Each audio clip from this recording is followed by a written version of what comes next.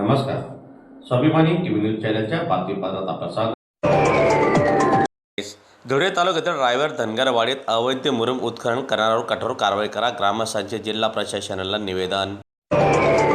धुळे तालुक्यातील रायवेर येथील धनगरवाडी परिसरात मोठ्या प्रमाणात अवैधरित्या मुरुम उत्खनन सुरू असल्याचा आरोप ग्रामस्थांनी केलेला असून संबंधितांवर तात्काळ कारवाई करण्याची मागणी प्रशासनाकडे निवेदनाद्वारे करण्यात आलेली आहे. ग्रामस्थांच्या म्हणण्यानुसार धनगरवाडी परिसरात नियमांचे उल्लंघन करून मुरुम उत्खनन करण्यात येत आहे.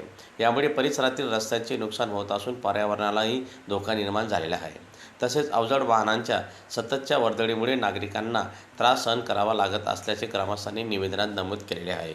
या अवैध उत्खननामुळे शासनाचा महसूल बुडत असल्याचा आरोपही ग्रामस्थांनी केलेला असून संबंधित विभागाने तातडीने पंचनामा करून दोषींवर कठोर कारवाई करावी तसेच अवैध उत्खनन त्वरित बंद करावे अशी मागणी ग्रामस्थांनी प्रशासनाकडे केलेली आहे.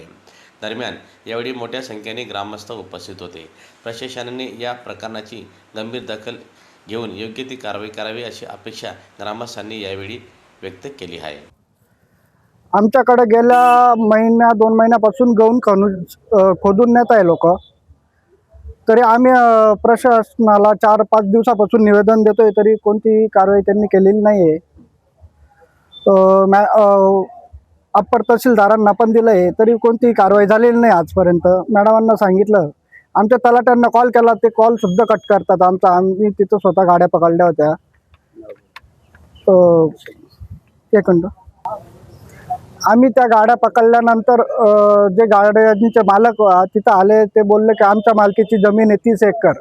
आम्ही जेव्हा गाड्या पकडल्या होत्या, आम्हाला शिवीगाळ दमदाटी देऊन त्यांनी हाना मारायची धमकी दिली. ते होतात भूषण वाल्मिक मारनर, जगदीश वाल्मिक मारनर, विजय रामदास मारनर, हे सर्व धमक्या देत होते. तुम्ही पुढं कोणतीही हे केलं तर आम्ही तुम्हाला मारू अशी धमकी देत होते. तरी आम्ही सर्व निवेदन दिले. शासनाला एवढीच मागणी आहे आमची, यांच्यावर लवकरात लवकर कठोर कारवाई करा.